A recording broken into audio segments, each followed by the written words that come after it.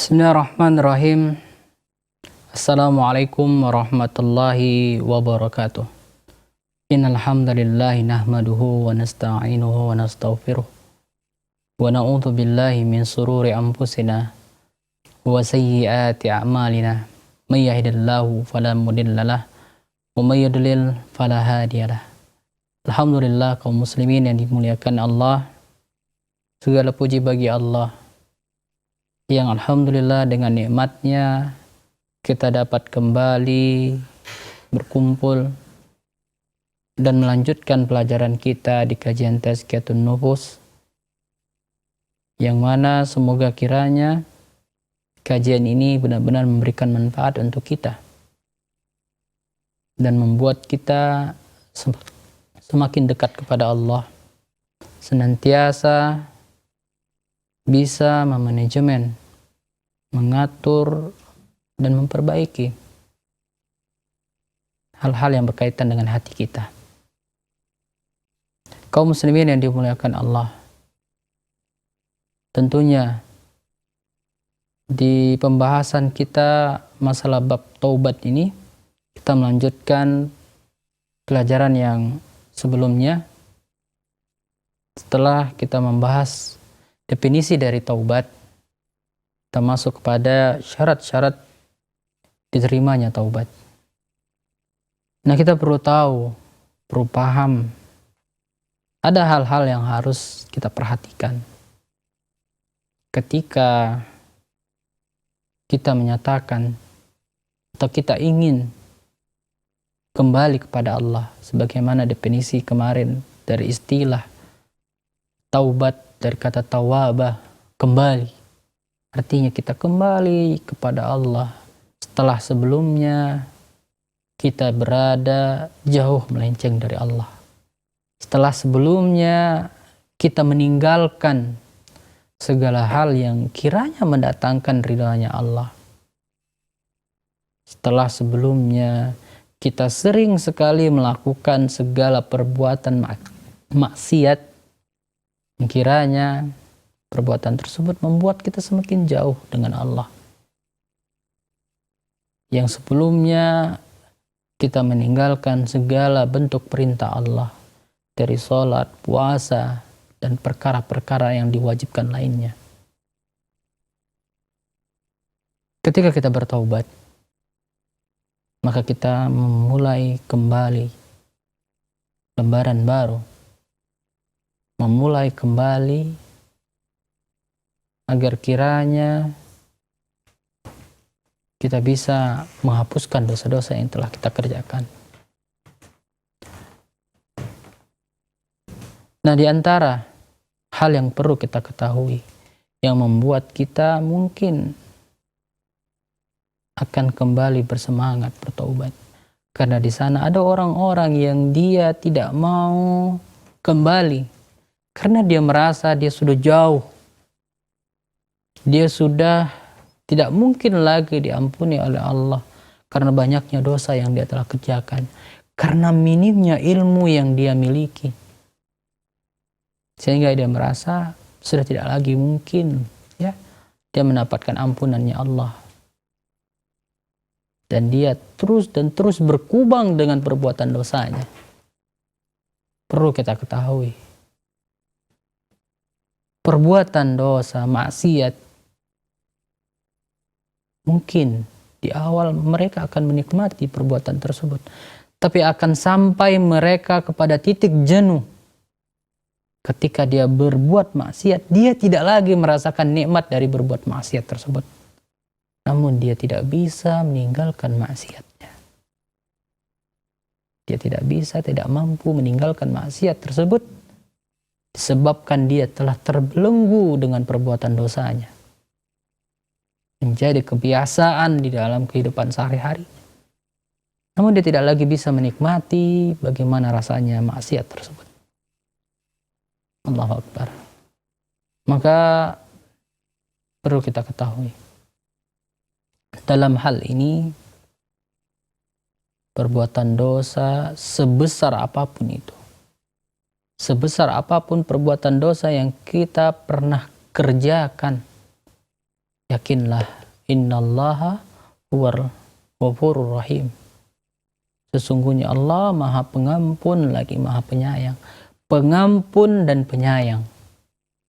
Artinya apa? Artinya Allah ketika kita ingin kembali kepadanya, Allah membukakan pintunya.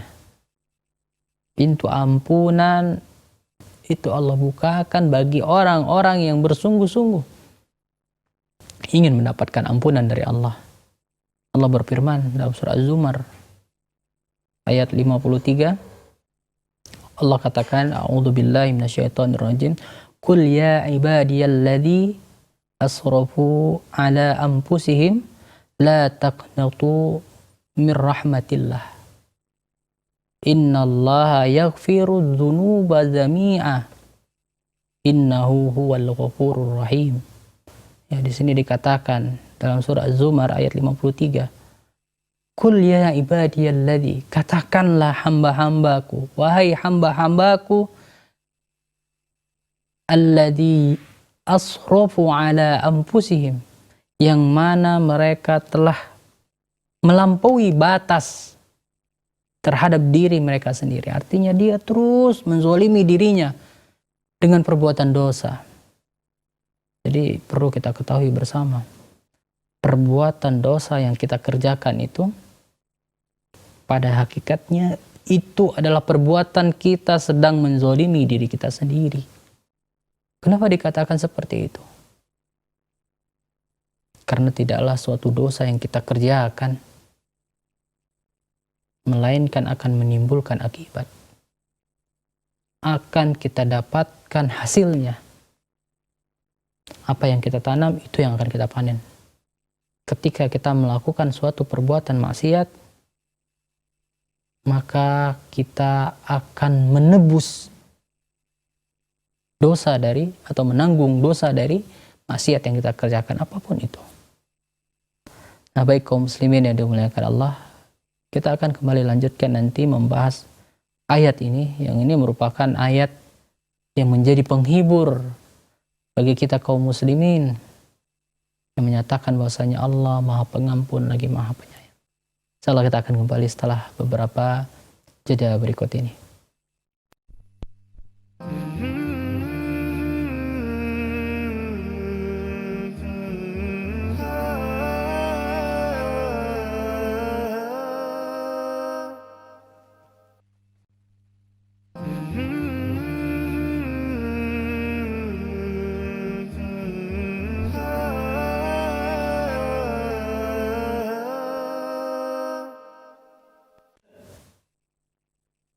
Ya, baik kaum muslimin yang dimuliakan Allah, sahabat keluarga muslim, kita lanjutkan kembali membahas atau mengambil pelajaran dari ayat ini, yaitu ayat tentang ampunan Allah yang sangat luas yang terdapat dalam surah Az-Zumar ayat 53. Kita ulangi.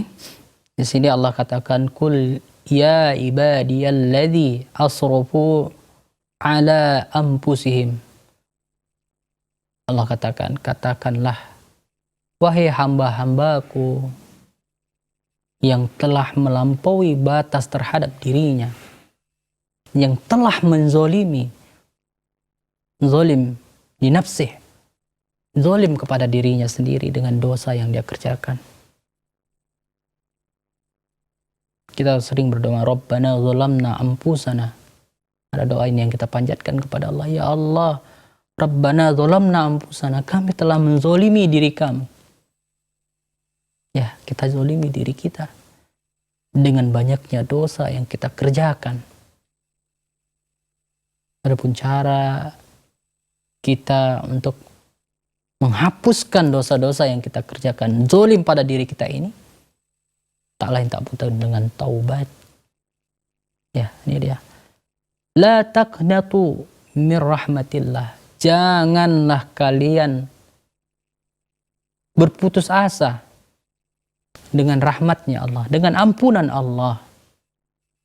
Karena ini yang sering sekali menjadi hal yang menghalangi seseorang dari taubat. Dia putus asa, dia merasa tidak ada lagi ampunan bagiku. Padahal ya, Allah Maha Pengampun. Selagi belum ajal itu di ujung tenggorokan kita, gargar, sebelum kita sakratul maut, maka selagi itu pula Allah masih membuka selebar-lebarnya taubat, pintu taubat itu kepada kita. Selagi matahari belum terbit dari barat, maka pintu taubat masih belum tertutup. Allah Maha Pengampun. Bukankah ada sebuah hadis yang masyhur, sering kita dengar, yang dikatakan, ya ibadil, wahai hamba-hambaku, seandainya engkau memiliki dosa sepenuh langit dan bumi, junubah, dosa yang sebanyak memenuhi langit dan bumi, dan kau datang kepadaku mengharap ampunan dariku, maka aku akan datang kepadamu dengan ampunan sebanyak itu pula. Allahu Akbar. Coba lihat konteks hadis ini. Sebagaimana juga dalam ayat ya, ayat lainnya kita dapati, innallaha la yaghfiru an yusraka bihi. Sesungguhnya Allah tidak mengampuni dosa perbuatan syirik. Wa yaghfiru ma duna dzalik liman yasha. Dan Allah mengampuni dosa-dosa selainnya bagi siapa yang Allah inginkan, Allah kehendaki. Coba lihat konteks dari ayat ini. Allah benar-benar tidak mengampuni dosa syirik, mensyirikatkan Allah, itu pun ketika dia tidak sempat bertaubat. Kalaulah dia pernah melakukan perbuatan syirik, pergi ke dukun, atau bersekutu dengan syaitan, dengan alasan apapun itu alasannya, baik untuk pengobatan, untuk menjaga diri, atau lain sebagainya, itu adalah perbuatan syirik yang Allah tidak akan ampuni ketika dia mati dan belum sempat bertobat. Tapi kalau dia sempat bertobat, misalnya dulu dia sering bermain sihir, ya, dia bertobat, memohon ampun kepada Allah, maka Allah ampuni dosa tersebut. Yang dimaksud tidak diampuni di sini ketika dia belum sempat bertobat dan dia mati dalam keadaan belum bertobat tersebut. Ini yang dimaksud dengan ayat innallaha la yaghfiru ay yushraka bihi. Kemudian wa yaghfiru ma duna dzalik, dan Allah mengampuni dosa-dosa selainnya. Coba lihat konteks hadis, konteks ayat ini. Allah mengampuni dosa-dosa selain syirik sebesar apapun itu. Sebesar apapun itu Allah ampuni. Selagi kita benar-benar bersungguh-sungguh ingin mendapatkan ampunan dari Allah. Namun ketika kita tidak sungguh-sungguh dalam mendapatkan atau mengharapkan ampunan darinya, maka tentu kita tidak akan dapatkan. Karena ada orang-orang yang dia tak bersungguh-sungguh dengan taubatnya, hanya sekedar dengan lisan saja, hanya mengatakan aku bertobat, tapi dia kembali mengulang dan terus mengulang. Kaum muslimin yang dimuliakan Allah, maka dari sini tentunya kita harus berusaha untuk bersungguh-sungguh dalam bertobat. Dan di antara syarat diterimanya taubat itu terbagi menjadi dua. Ketika dia berhubungan dengan Allah, syaratnya ada 3 tempat. Dan ketika berhubungan dengan manusia, maka bertambah lagi 1 syaratnya. Syarat diterimanya taubat. Nah, ini perlu kita ketahui syarat-syarat ini. Agar apa? Agar kita bisa tahu bahwasanya taubat kita ini taubat yang diterima atau tidak. Dengan mengetahui syarat. Sama halnya ketika kita mau kerja, melamar pekerjaan, kita harus tahu apa syarat-syarat diterimanya di tempat kerja ini. Seperti juga dengan taubat, kita harus tahu syarat-syaratnya sehingga kita bisa memenuhi apa saja kriteria agar taubat kita diterima. Nah, insya Allah kita akan lanjutkan setelah beberapa jeda berikut ini.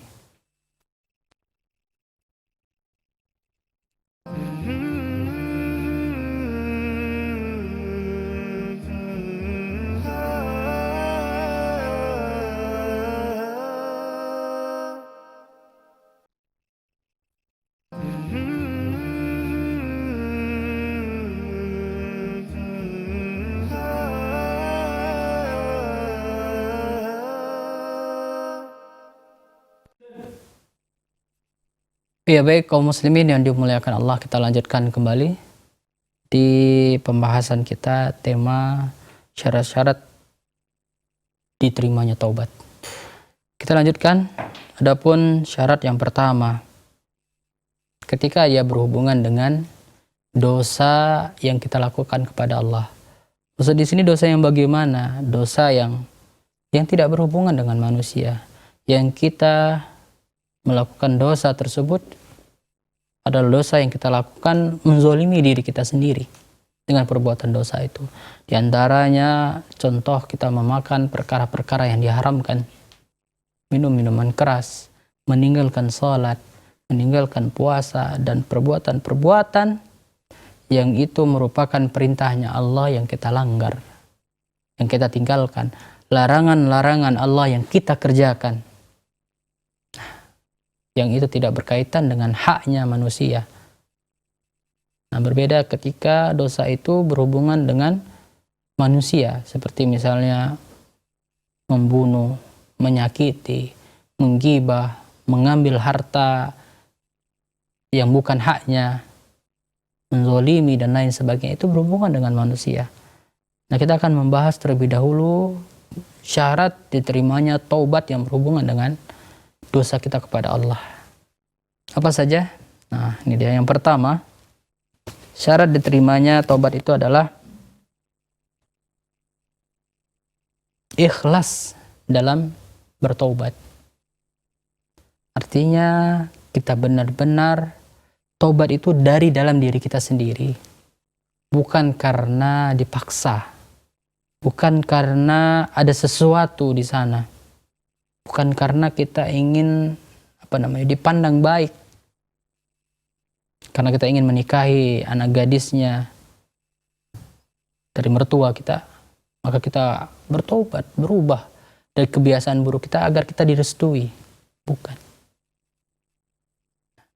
Jadi benar-benar taubatnya kita itu, berubahnya kita itu, hijrahnya kita itu karena memang dorongan dari dalam diri kita sendiri yang menginginkan agar kita berubah, agar kita meninggalkan perbuatan dosa tersebut.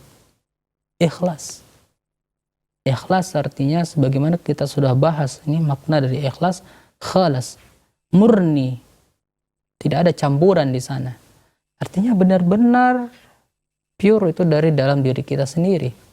Kita yang ingin merubah diri kita. Kita yang ingin kembali kepada Allah. Kita yang ingin mendapatkan kembali keridhaan Allah.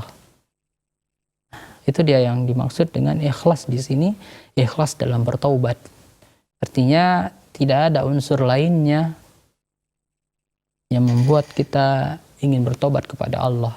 Semata-mata hanya ingin mendapatkan keridhaan Allah dan menghapuskan dosa-dosa yang telah kita kerjakan.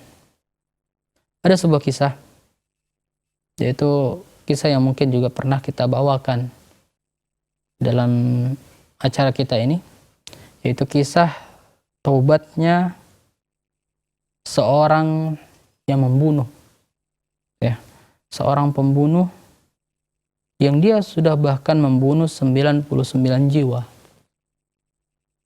Dia telah membunuh 99 jiwa dan dia ingin bertobat, dia ingin menebus dosa-dosa yang telah dia lakukan. Akhirnya dia pun pergi mencari, bermusyafir, bertualang, mencari orang yang bisa membimbingnya agar dia bisa bertobat kepada Allah. Dia jumpai seorang rahib, seorang yang ahli ibadah.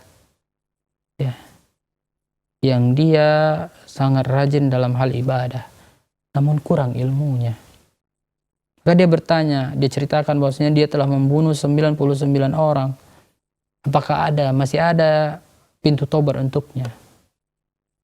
Bagaimana dia bertobat dari membunuh 99 orang ini? Namun sang rahib karena minimnya atau sedikitnya ilmu yang dia miliki, dia menjawab dengan perasaannya. Dia katakan, ya tentu tidak ada lagi pintu tobat untukmu, karena kau telah membunuh 99 orang. Artinya sangat banyak. Dosamu sudah tidak terampuni lagi. Itu yang dijawab oleh sang rahib ini. Maka dengan emosinya, laki-laki ini pun membunuh, dia genapkan menjadi 100, membunuh sang rahib tersebut. Namun dia tidak putus asa. Dia kembali mencari, berjalan, berpindah dari satu tempat ke tempat yang lainnya untuk mencari orang yang kiranya bisa membimbingnya untuk bertobat kepada Allah. Akhirnya dia bertemu dengan seorang ahli ilmu, orang yang paham dengan agama. Dia ceritakan masalahnya dan dia ungkapkan keinginannya. Dia ingin bertobat kepada Allah setelah dia membunuh 100 nyawa. Maka lelaki ini pun, atau sang alim ini pun menasihati kepadanya, tentu masih ada pintu tobat untukmu. Allah Maha Pengampun, Maha Penyayang. Maka disarankan kepadanya agar dia benar-benar membenahi tekadnya, menguatkan tekadnya untuk bertobat kepada Allah. Di antaranya lagi dia sarankan kepada laki-laki ini agar dia hijrah, berpindah, dan memperbaiki dirinya, serta mendalami ilmu agama. Nah ini dia. Maka disarankan oleh sang ulama ini, orang alim ini, disarankan kepada laki-laki ini untuk dia pergi hijrah, meninggalkan tempat yang dia terkenal dengan orang yang sadis, sang pembunuh, karena dia sulit untuk bertobat kalau lingkungannya tidak mendukungnya untuk bertobat. Maka dia pun berpindah. Akhirnya dia pindah. Tak lama setelah dia pindah itu, ketika dalam perjalanan belum lagi sampai di tempatnya, tempat dia hijrah, dia pun meninggal dunia. Dia pun wafat, dan ketika itu malaikat rahmat dan malaikat azab datang kepadanya ingin mengambilnya. Karena apa? Karena dia belum berdalih, malaikat azab ini, dia belum sempat mengerjakan suatu perbuatan baik. Baru niat saja. Dia baru mau melakukan tapi belum melakukan. Dan malaikat rahmat mengatakan dia sudah mau, punya niat gitu. Jadi niatnya dia hukumi udah bisa. Dan Allah memberikan jalan di antara keduanya, disuruh ukur mana yang lebih panjang, mana yang lebih dekat dengan tempat dia akan hijrah atau tempat dia meninggalkan maksiatnya. Ternyata Allah buat tempat untuk dia hijrah lebih dekat kepadanya, sehingga akhirnya dia mendapatkan rahmatnya Allah berupa ampunan terhadap dosa-dosa yang dia kerjakan. Coba lihat, Maha Pengampunnya Allah, Maha Pengasihnya Allah. Allah melihat kepada kita berdasarkan niat kita bagaimana. Ya, baik kaum muslimin yang dimuliakan Allah, mudah-mudahan bermanfaat dan kita termasuk orang-orang yang bersegera untuk bertobat kepada Allah ketika kita melakukan dosa. Mudah-mudahan Allah ampuni dosa-dosa kita, dan kita tutup dengan doa kafaratul majelis. Subhanakallahumma wa bihamdik, asyhadu an la ilaha illa anta, astaghfiruka wa atubu ilaik. Wassalamualaikum warahmatullahi wabarakatuh.